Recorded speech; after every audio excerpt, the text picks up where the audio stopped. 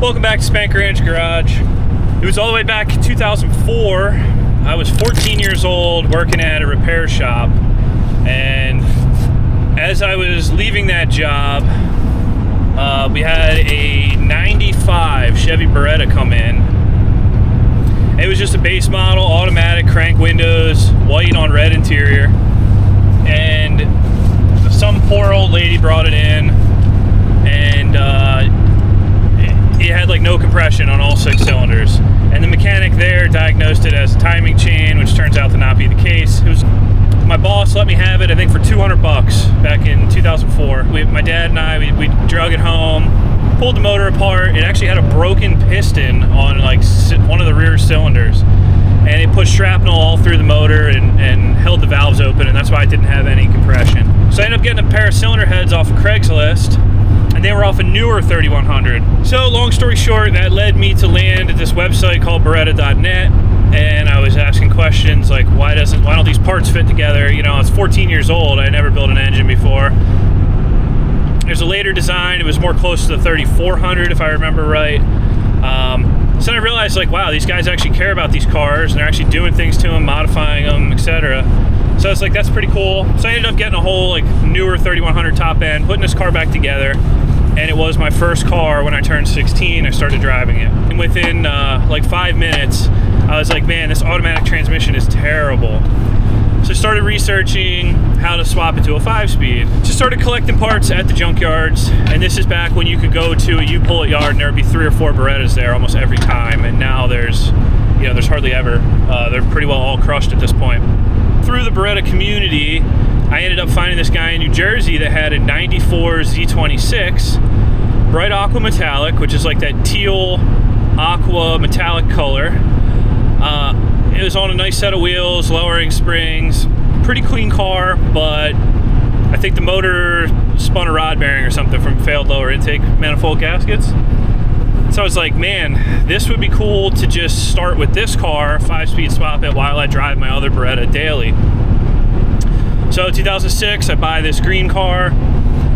Things escalate out of control. I end up putting a 3.5 liter LX9 in it. And I ran into the issue that you couldn't tune the factory Beretta ECU at that time, so I built my first Mega Squirt at age 16. Got that wired up, got this thing running, and I had a blast with this car all through high school and all through college. This was my daily driver. It wasn't quick. I mean, I think the best time I ever ran at the strip was like a 14.0 with it, but it was fairly reliable, nice looking car. I loved the hell out of it. And then at that point, I was getting out of college. I started to get into rear-wheel drive stuff. I bought a BMW, then I bought another BMW, and then I went into drifting, and then I took like a 15-year hiatus from Berettas. In the meantime, I sold the white car, and then my Z26, I started to convert it to rear-wheel drive so I could use it for drifting. I started that project in 2009, and it's still in my garage. It is a rear-wheel drive Beretta that does run and drive, though it is very rough and needs a lot of things. But I've always had a sweet spot for Berettas, and I said I'd never really get another one unless it was a very specific car. And that very specific car would be a 1994 Bright Aqua Metallic Z26 with the quad 4 high output engine and a 5-speed manual transmission. The reason I like that model is it's the lowest production model of any drivetrain combination in a Beretta. They only made the Z26 for 1 year with the quad 4, and they only made, I forget what the actual production number is. Maybe it's 864, I don't know. It's less than 1,000 of them, meaning that this car is more rare than the Beretta Indy, the yellow Beretta Indy they made 1,500 of. I think they made 3,500 or 4,500 of the teal Beretta Indy. I always thought to myself, if I do find a Bright Aqua Metallic Z26 with a quad 4 and a 5-speed, I'd probably have to get it, or that would be something I'd be interested in. So fast forward a million years later, I get tagged in an Instagram post by my friend Jesse from Collins Weld Co. and my friend Meatball. And this guy lives like an hour from me, came across one of these cars, he's getting rid of it. I said, all right, I gotta go look at this thing at least. And I'm kind of hoping in my head that it's a rusted out piece of crap because I don't want another project right now. And one thing leads to another, and I'm buying this car. I went to look at it. It's rough. It's hit in the front. It's got a salvage title. It's been sitting since 2001, I think. So it is just very, it's just been sitting for over 20 years. It's rough. It is really rough. However, I have a feeling it's been sitting on pavement for this time, or maybe even indoors at some point. It's really rust-free. All right, here she is. Bright Aqua Metallic Quad Z. Looks like we're gonna have some real shuffling to do here to get this thing out.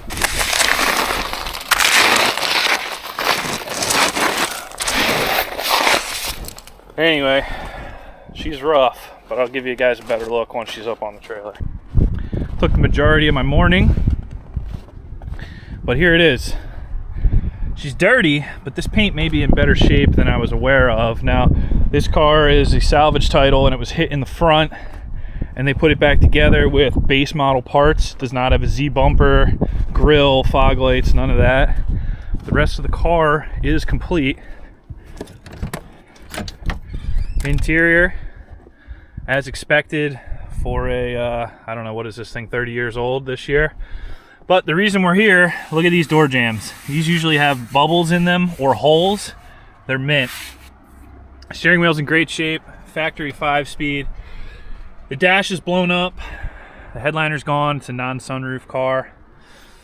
Unfortunately, you know, door panel dings. I'm not sure what you can see with this snow glare. Overall, though, a very straight car and a very, very rust-free car, and that's why we're here. Here's her sad twin in the shop. This is also a 94 Z26.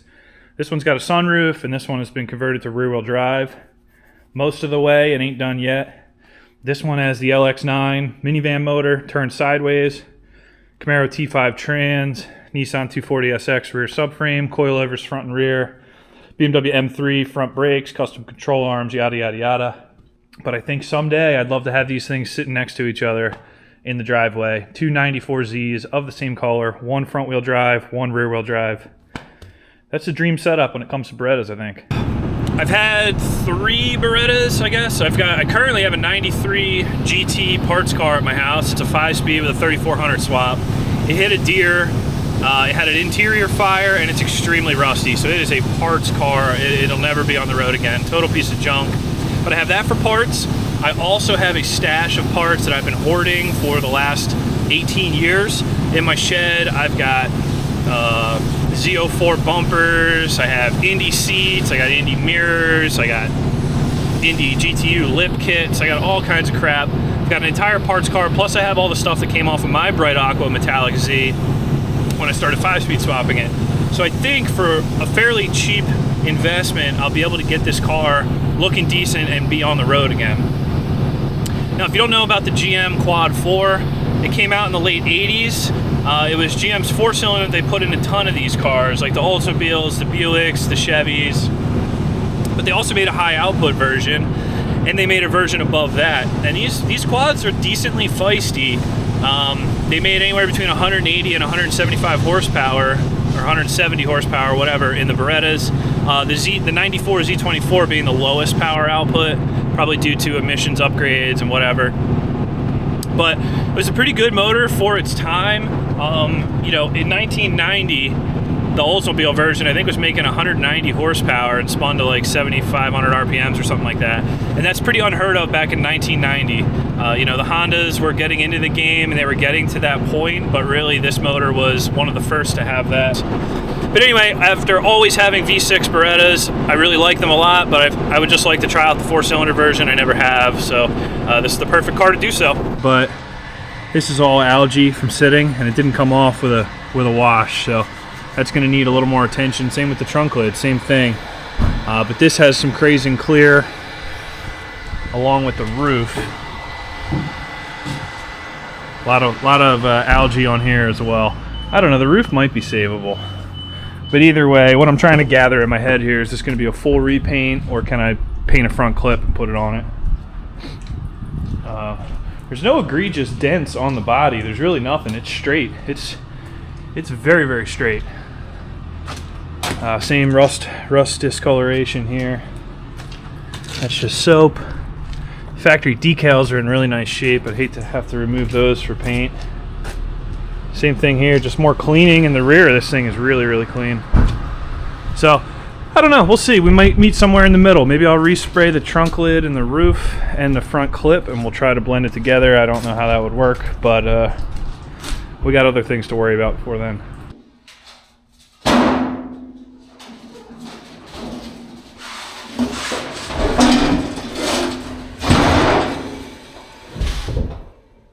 I'm curious why nothing in the interior really works other than the lights, but everything under the hood works. No, trunk release doesn't work, the windows don't work, the power locks don't work. But everything else, windshield wipers work, squirter works. I'm gonna G for the hell of it, just see if it cranks. I'm gonna put the clutch down and...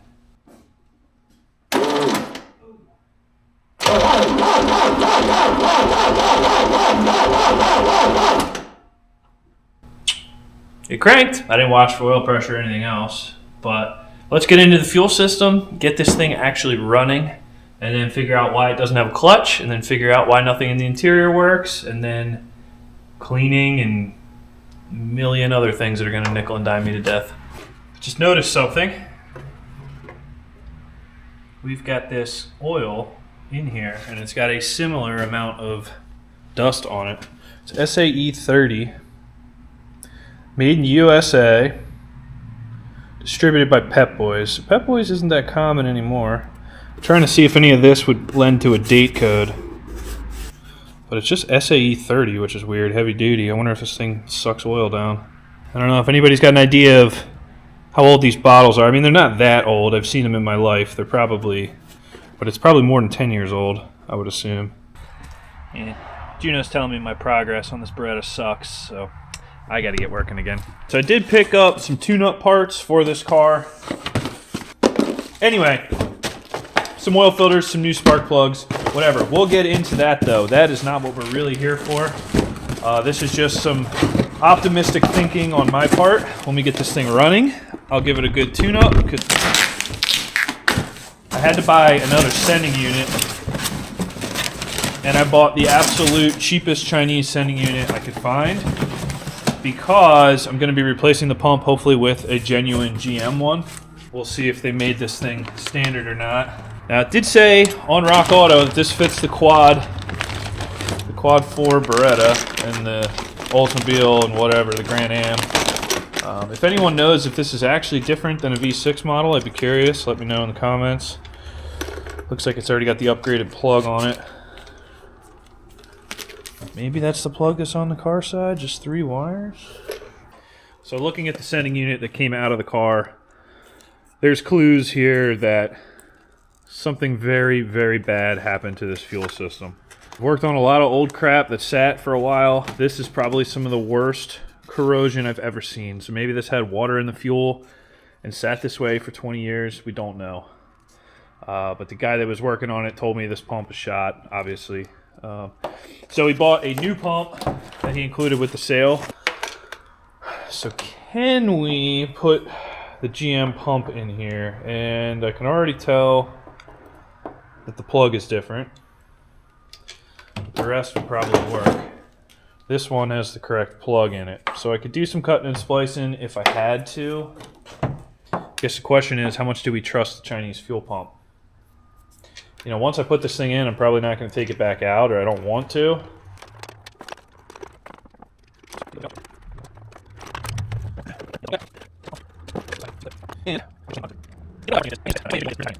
Well, it looks to me like I'm just going to have to trust the China pump for now.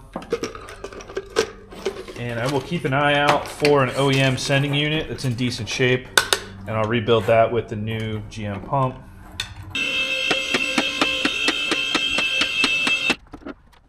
So some of what gave me hope in salvaging this car is that rust-wise, it looks really good back here. If I remember right, the pre-1994s, 94 and down, have a different spring perch design than 95 and up, I believe. But anyway, I've seen these pretty rotted out around here to where they're pretty unsafe. This is solid. It's got paint flaking, so we have to deal with, you know, I'm probably gonna have to needle scale all of this and seal this back up, but there is no structural rust under here. And you got paint flaking up there to deal with. But you should have seen what that car looked like. It's pretty bad. So anyway, I mean, this thing's even on factory brake lines. They're not rotted out yet. Pinch welds look really healthy. Overall, pretty clean car under here. I mean, look at these pinch welds. Usually, at least on mine, these things are all folded over and everything. Pinch welds are still standing up. Yeah, there is surface rust, but we can address all of that. There's no patching needed. All of this is insanely solid under the rear seat here. Up front, surface rust, but these are all replaceable parts. Subframe looks fine. These control arms, they're not pretty, but they're there. Inner fender's broken. Sway bar end links are just blown up. These rotors, I mean, this thing, we don't know how long it's been sitting. I really don't know the full story on this. Anyway, I do know the exhaust is broken here. All the bolts broke off between the cat and the resonator, so we got to fix that up, but that is all minor stuff if we can get this thing running. That's the most important part. I wonder what that is. Oil pressure, oil level, oil temperature, don't know. Don't know anything about quad 4s. Got a lot to learn. Anyway, bottom of the rad support straight as well. Looks really good. If you hit them up here into the frame rail and this all comes in, that's pretty hard to repair. The only rad support damage is all the way up there, just behind the headlight. So otherwise, very straight car. Look at these fuel and brake lines here. Very nice. So this may be taken for granted in other parts of the United States, but here in southeastern Pennsylvania, any car that's 30 years old like this has already had 2 or 3 pairs of brake lines and fuel lines on it. These are all OEM. Probably because this car was crashed when it was only 6 years old and sat ever since. So it's only got 6 years of salt in her. But this all looks really good. These all look better than my car did, what, 15 years ago. So this car is about 15 years less rust than my other 94 does. Back to the reason we're under here is fuel system. So I will put a fresh filter on this and we'll get the tank back in.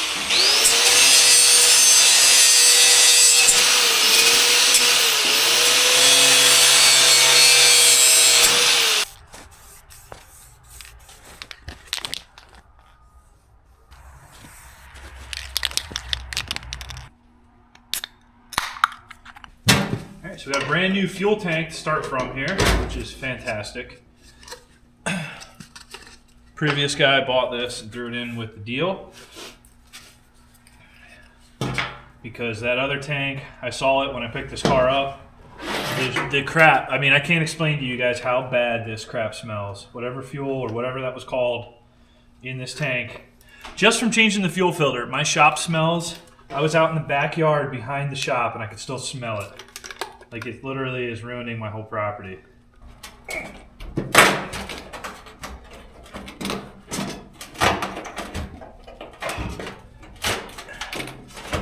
One more. Okay.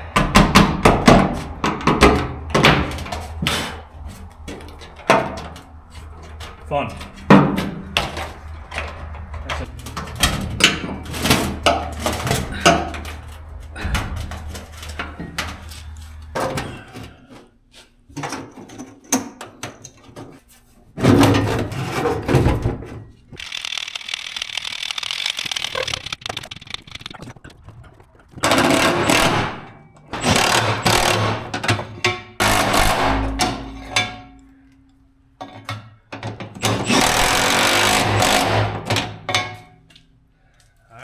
Tank's in there, that's where it goes. Ain't that nice of them? Look at that, everyone's looking out for each other. All right. This is our return line, which would go up here. We're gonna leave this disconnected for now. I wanna return to a bucket and flush this whole system because it's disgusting. All right, so I plugged this hose over the return fitting.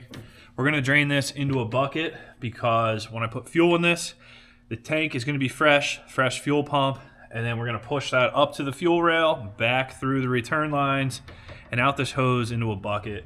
It'd be a shame to directly connect this back to the fuel tank and end up filling that thing with all this junk that's in the system. So we'll see what comes out of there. I'd like to see that it's good. I hopefully not too much. I'm really skeptical that these injectors are gonna be savable after what I saw here, but we'll flush some into a bucket, see what happens. Being that the fuel lines are right here, I think I'm actually gonna disconnect them, and if I can't find my fuel line tool that I was looking for.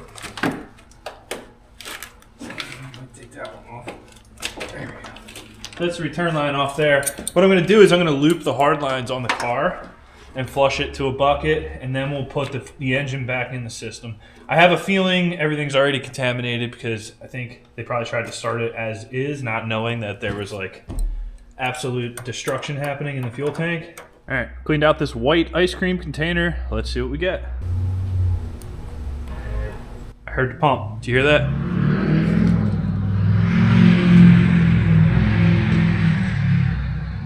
Nope, just a Ford Power Stroke. It's running. I hear it hitting the ice cream back there. Well, I'm glad I did this. Holy shit. Look at that, and look at the sediment in there. I mean, it is rusty, rusty, rusty. So this is really bad. I mean, this is bad for a carbureted car, but this is extremely bad for a fuel injected car. The color I could get over, but that sediment, I don't know how that looks for you guys, but there's so many chunks of rust in here. Holy crap. That's maybe 5 or 6 seconds of fuel pump running. And we've got that much freaking garbage in there. So I'm gonna flush it till it's clean, and then we'll do the same with the fuel rail, but god damn. So fuel quality is drastically better, though the sediment is really bad. There's some pretty substantial chunks in there. So that means to me that the lines are pretty rusted internally, even though they look great externally. Sitting with that crap in there for all these years, it's taking its toll. So I think I'll flush it once or twice more, and then we'll get up to the rail. Third flush, now we're getting somewhere. Better fuel coloring, and still a good bit of sediment. All right, fourth flush. You got one big chunk on your left there and a little bit of finer stuff that settled in the center. So I think we're good enough to hook the fuel rail up now. Turn side.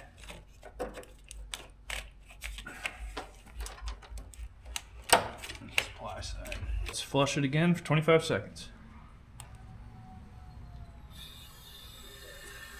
Okay, you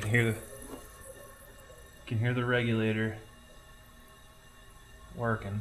I did hear a pretty big change in it. I can't help but to think that was just a chunk of something just straight into the orifice, but it's still flowing, so we'll see what she does.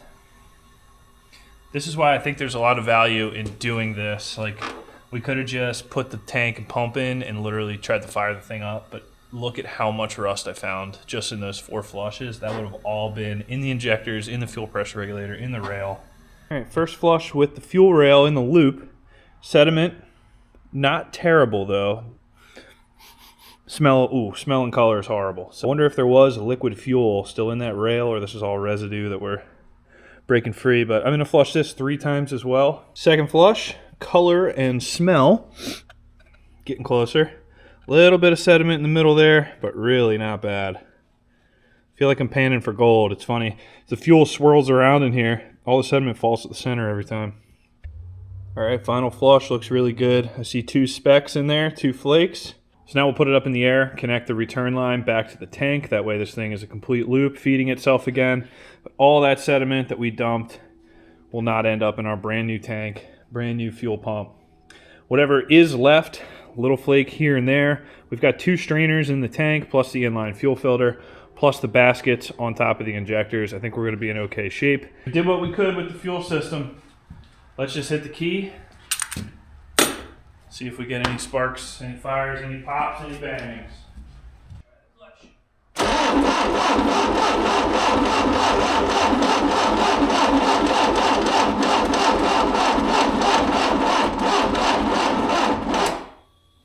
Voltage seems pretty low there, but the battery was testing pretty good, so there may be a reason there's a starter in the trunk.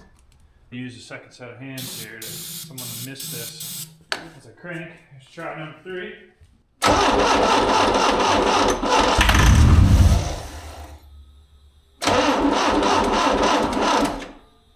Sounded like she hit on all 4 there. Let's give another battery a try. Because it cranks well and then it slows down really quick. All right, we got a fresh Never Start from Wally World.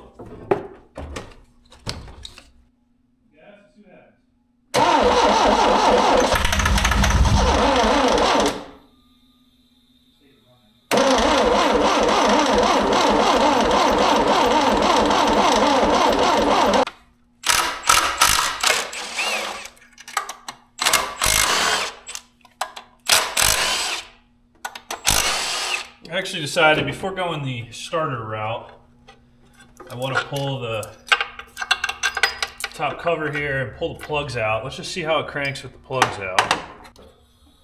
I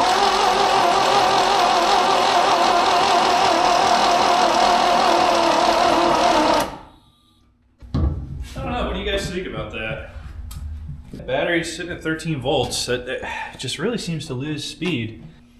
I don't know, we may have to put a starter in this bad boy, but I have a feeling that we're not getting any injector pulse width, and if we are not getting any fuel flow.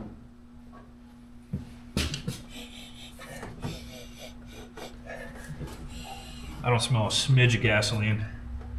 Not a bit. Got a theory here, boys. Look at the top of that AC pulley. It hasn't been touched yet. Long story short, I think the AC compressor clutch is seized, and that's causing this slow cranking. So I won't be able to see it because I can't get a lone wolf on this starter because it's ridiculously buried and I gotta pull the whole intake manifold to get to it. But you guys will get to see what's going on here and you will know, and then I will watch with you. Make it easier, I'm gonna put a mark on the pulley here and a mark on the belt. I don't know if you guys can see that mark on the pulley, mark on the belt. I think you're gonna see that go whizzing right past.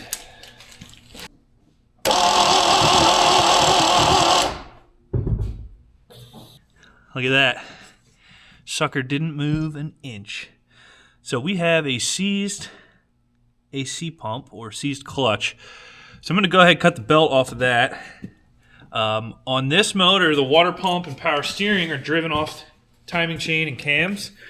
So the only thing we'll be losing would be the alternator here, which I'd have to put a new belt on this anyway, so screw it.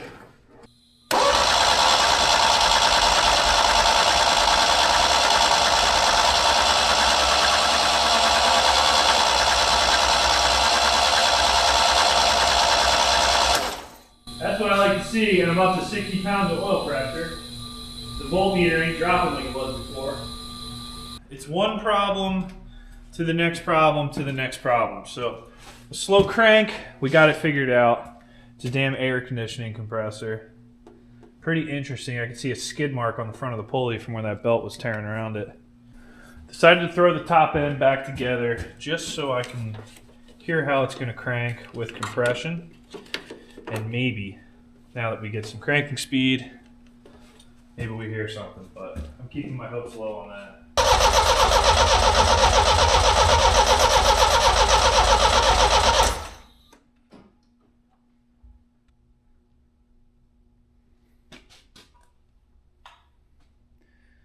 Well, it's been a couple days, and I'm getting back on this damn Beretta, and of course, this stupid ass alarm is going off.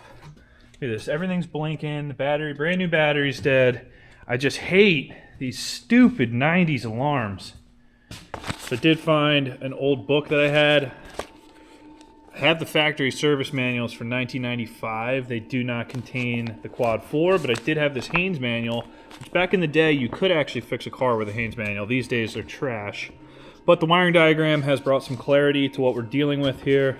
So I understand what the injector circuit looks like now. We're going to check to make sure we've got what we need here to get this engine started. Hooked up, I am looking for 12 volts at the injector, which apparently should actually come from the fuel pump circuit. So if I jump the fuel pump the way we were doing it before, see that? We see 12 volts. We see 12 volts on the injector side. So that's good. That wiring is now, I know, is solid from the actual fuel pump relay to the injectors. Now we need to check for two more things. One, I want to make sure we actually have that power during cranking. Two, we need to check for actual injector pulse. So let's crank this. Let's make sure that thing comes up to 12 volts during cranking. And then if it does, we will get into the signal of it.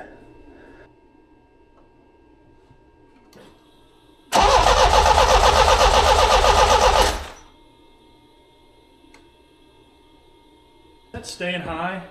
It is staying high. And the fuel pump is still on. And remember, I mentioned this issue where after cranking, the fuel pump stays on. That is coming from because the oil pressure switch is not dropping back out. It's like it's got a sticky oil pressure switch. When you fire this thing up, the oil pressure switch closes and then doesn't unclose until you cycle power or something. I don't know. But this should not have 12 volts right now, and the fuel pump is running, and it should not be running. But this will not prevent the car from starting, so we got to look elsewhere for that. Now I'm on the other side of the injector connector, so we should see our injector pulse on this one when I crank it.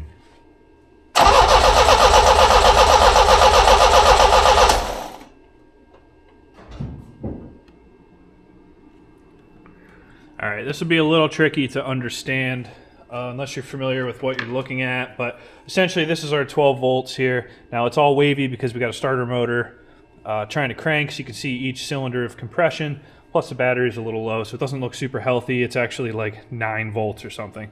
But what is important here is that we see this drop to 0 in a repeated pattern. That's our injector, actually that's our signal for the injector. So when that injector driver closes, it pulls this signal to ground, allows the injector to open or current to travel through the coil of the injector, and then you got this big spike up here. This is the flyback voltage for when the field collapses. And I actually have one injector unplugged right now, and I'm plugged into that connector, but these are shared in banks. So cylinders 1 and 4 are on the same driver, and 2 and 3 are on the same driver. So this flyback voltage is actually from cylinder 4, even though I'm probing on cylinder 1.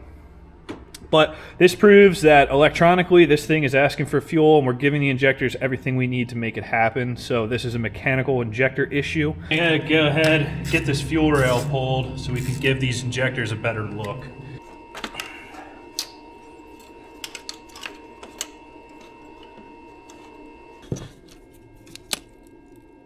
This is the kind of vacuum hoses we're dealing with here. This is the vacuum hose between what I would assume is the purge valve and the charcoal canister that's located in the passenger side fender. Yeah, that ain't, you know, the whole car is this way, unfortunately. On number 4. Alright, nice. They all stayed in the rail, which is cool. I actually need to get the rail out to get these two center connectors apart, I think. Alright, now we can get this up and out of here carefully.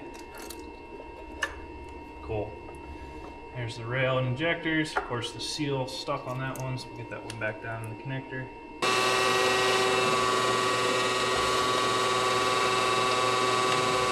I have a pretty good inkling what's going on here, and what I'm listening for, I've got the injector grounded, I got 12 volts here. I'm listening for that mechanical click. It's not happening. So I'm getting a spark, seeing the current draw, but we are not getting any mechanical action out of these injectors. So all 4 of them are stuck. So we have to free them up. How we're gonna do that? Ultrasonic cleaner, probably. Probably something that's not going to happen tonight, but I would love to hear this engine run. So let me see if I have any injectors that are similar enough in size. We give her a little test run.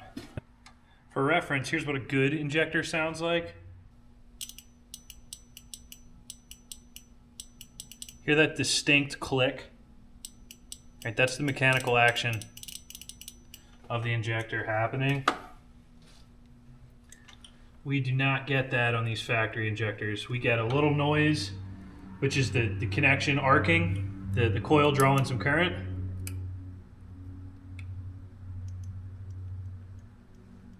But that's not a mechanical noise. So these are totally locked up. Now, I did find an entire box of BMW injectors. Unfortunately, they're all the extended tip versions. These are not going to work. Even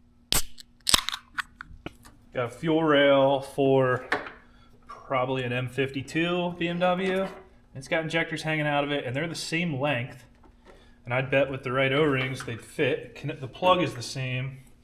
Now, sizing-wise, I don't know. I got to do some research and see. Oh, very healthy. Yep.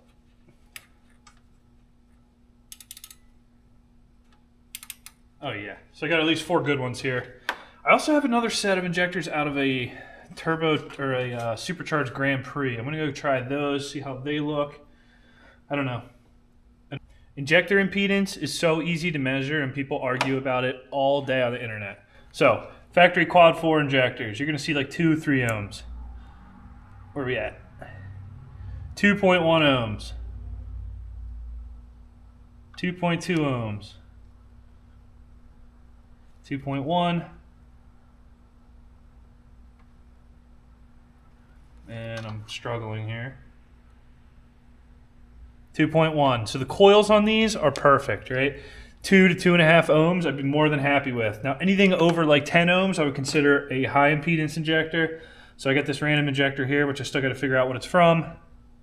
12.5. You check these BMW ones, these are usually a little higher, like 15, 14, 14.1, 14.1. 14.0, spot on. So anyway, you look at low impedance injectors, they take a lot more power to run. So it puts a lot more load on the injector driver within the ECM. So if you look at your just current versus voltage versus resistance, right, this thing has way less resistance. It's going to require a lot more power to drive it. So I think where people get in trouble is they'll put low impedance injectors in a high impedance car, and then that injector driver that's made to draw 2 amps is now drawing 8 or 10 amps, and it ends up burning things up. I can't think of a downside of going the other way and putting high impedance in a low impedance ECM, because those drivers are already super beefy and made for that. Don't know if the flyback voltages are different. I'm not that good with electronics. I don't know if a field collapsing on a high impedance injector versus a low impedance injector is any different. I have a feeling it is. So you could potentially have like a flyback spike that could damage things, I guess. And then obviously it would need tuning as well, because the way these work, or the way I understand them to work, is a peak and hold design where the ECM allows full current to get the injector open, and then it throttles the current to hold the injector open so things don't get hot. Because at 2 ohms and 12 volts, I don't know the math on it, but it probably pulls a substantial amount of amps, where these high impedance injectors, you just run them 12 volts the whole time, right? You run them full bore. They're kind of self-current limiting because they have high resistance. So the injector opening time will be wrong, and the dead times will be wrong, and all that. But I don't think there's any like safety reason why you can't, get home on a set of high impedance injectors if you had to. Motorman Fuel Injection, they have a really nice database online of pretty much every Rochester, GM, Delphi, Siemens, Bosch, every injector number with the flow rates that they've actually tested, not like what they're advertised at. They're saying on this quad injector that I have here, they got them at 23.8 pounds per hour at 43 pounds of fuel pressure. These BMW ones are 22 pounds per hour at the same flow. So it'd be a little lean, but it'll get the car running.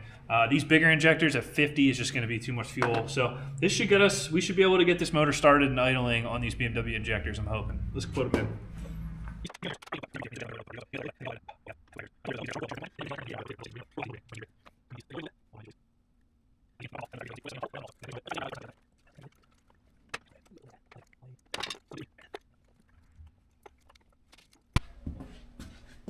All right, we got our rail back in. I'm gonna do a leak check real quick.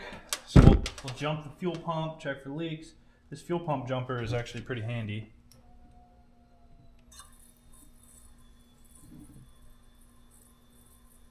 Looks good so far. I don't see any leakage going on. I'm gonna leave the fuel pressure regulator unplugged. That's gonna bring our fuel pressure up to the full 55 or 43.5 PSI, whatever it is, and that might help this run with the slightly smaller injectors.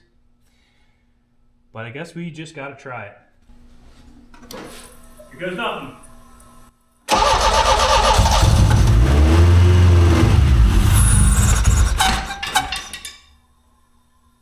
He's a runner, boys.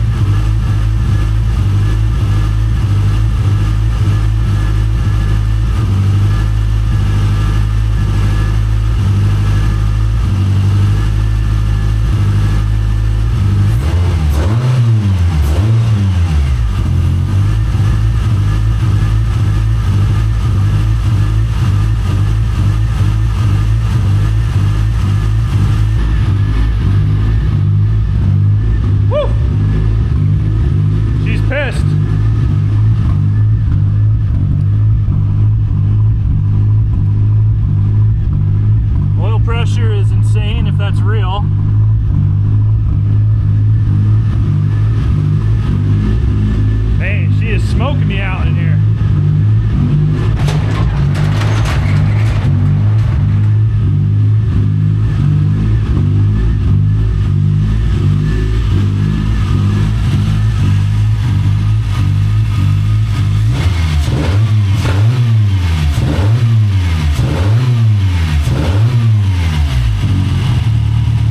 Oh, we got a huge vacuum leak right here.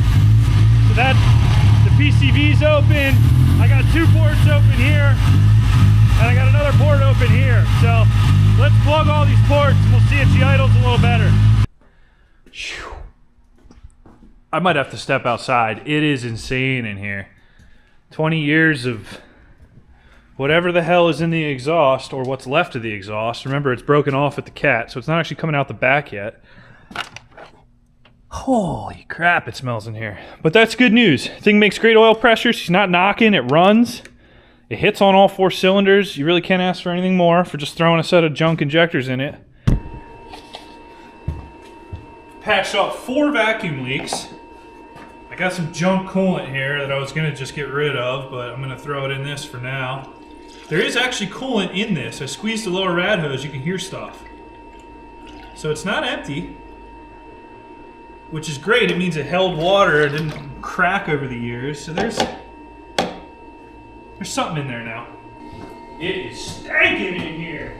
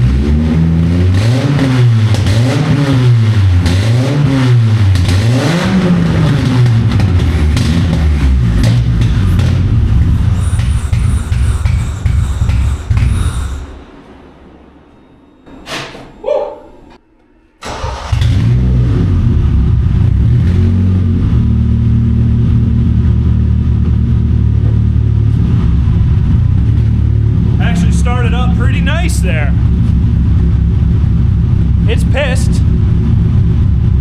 Oil pressure looks really good. When I go to shut it off now, the fuel pump stops right away. It's like, I think the oil pressure sending unit was stuck because it hasn't moved in so long. And now that it's seen some heat and some oil, it's all good. It's got a really low B idle right now. They're not supposed to sound that low. But, you know, we're working with BS injectors here, so who knows what we're gonna get.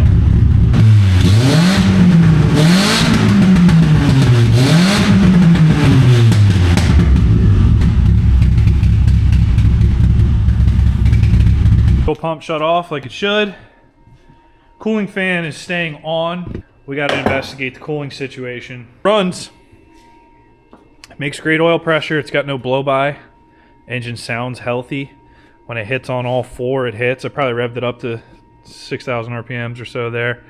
Everything sounds really solid. So get this all cleaned up under here. And then we'll get on to actually fixing this car up, which is a job, but having a running engine, get the clutch fixed so we can actually make this thing run under its own power. Then I'll be a lot more motivated to work on it because I don't have to push it in, pull it out, push it in, pull it out every time I want to bring another car in. So once this becomes a turnkey car, it's going to get a lot of attention quick. All right, one more start just because I'm hype on it.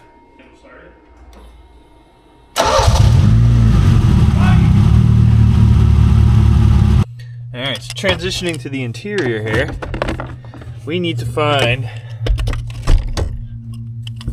our easiest way to get rid of this alarm, get all this wiring back to stock, also figure out why we have no clutch. And I think it feels like the clutch pedal is just straight up not connected to the clutch master cylinder. We'll see about that. There's a reason this panel is already pulled down under the dash. Somebody in here. Oh shit, that's heavy. I forgot this was a structural knee wrenching piece here. Classic 1990s alarm install. Suitcase splices, free hanging relays. What a crap show. I hate this crap. Here's the box here. Let's get this piece of junk out of here. You got wires hanging off of everything. So I found the easiest way to go about this is basically get the box out of here. Start tracing every wire. Everything that is spliced, like this, that's a dead splice to a factory harness. That's got to be cut out and find the mating side of it on the factory harness and reconnect it. Anything that is piggybacked, where you have these El Chizo connections, anywhere there's those, pull the alarm side of it out, inspect and seal up the car side. And you keep working your way through it, you'll eventually get there, but it is a mess and it's intimidating at first. Yeah, man, the 90s were wild. So this Chapman security system, right? I don't know if you can see it. January 1993. You would pay somebody to absolutely destroy your car's factory wiring harness in the name of safety.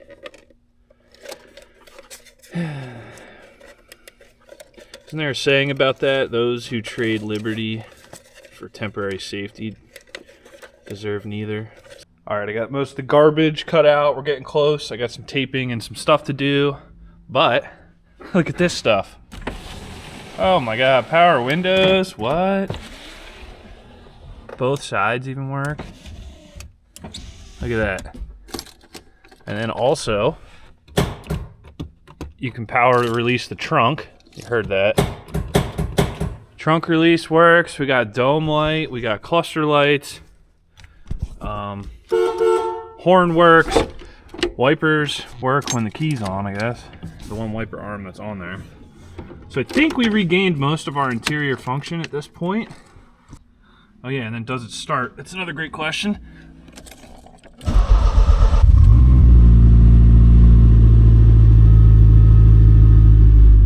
There we go, fired up pretty quick. Running decent. He's a quick rever.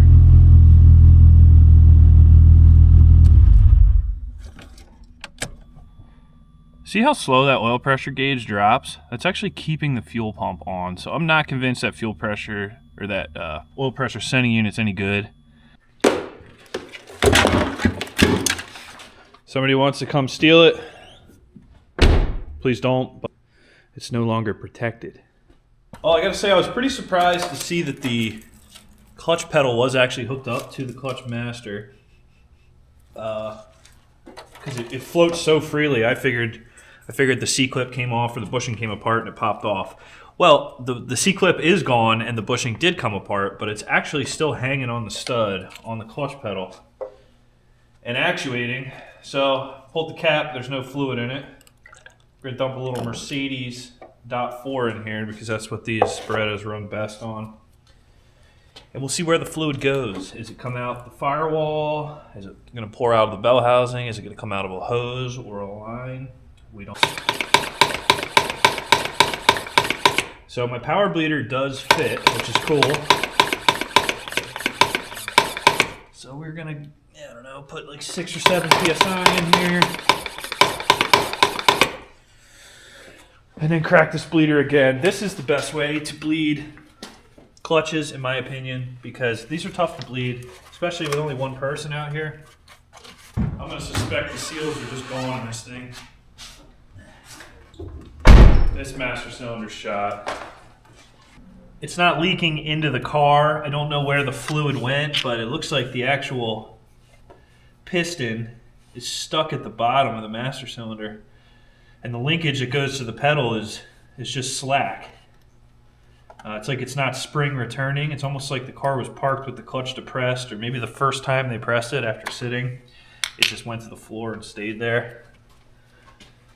But I think it's on the master cylinder side, which is a little easier. You don't have to pull the transmission out to do it, but it's not easy on these cars. All right, guys, I'm going to wrap this one up here. So we made good progress on this car. It was totally non-running, total turd, to now a running total turd. So I'm going to go ahead and order up a clutch master for this, put it in. Hopefully we get our clutch back. If not, I'll probably be pulling the trans to put a sleeve in it, inspect things while I'm in there, get it done. But then this car will move under its own power. We'll get those injectors either fixed up or I'll get some remanufactured ones. And then it comes to a lot of the little cleanup crap that I probably won't be filming because it's just boring stuff. Me just going through wiring, pulling the interior out, finding the water leaks. I got to put a proper front end back on this, put glass in it, get the thing painted. There's a long road ahead with this car. But what I will be excited to share with you guys is some of the other projects I have lined up for it. One of the biggest downsides of these Berettas is there's no aftermarket for them. So nobody makes hardly anything that you could just bolt on and go. You got to make everything yourself, which I credit to kind of what built me. I started with these cars when I was 14 years old, and I was building a Mega Squirt and wiring up fuel injection at age 16 because there's no aftermarket for these cars. I did deviate for a long time. I went to BMWs and more common platforms where you can just buy things and whatever, but I did learn to build with these cars, so I'm excited to get back in a little bit with that. I'd like to build a set of coilovers for this. I'd like to build a set of 2-piece, 3-piece wheels for this. Just a couple things to make it nicer, parts that aren't available, and make it different from the other Berettas out there. But we have a lot of initial like restoration type work to get done before that. So people viewing this are like, why are you even wasting time with this crappy Econobox Chevy that should have been in the junkyard 22 years ago? I get that comment. I understand it. I've had, people have harassed me my whole life about liking these cars. But someday I think these cars will be respected and they will be cool. I've always had a soft spot for them. I think they are a pretty special model. I think GM put a lot more effort into this than they did into some of their other models of that generation. So I think they're cool. You don't have to. That's okay. Anyway, thanks for watching Spank Ranch Garage. I'll see you next time.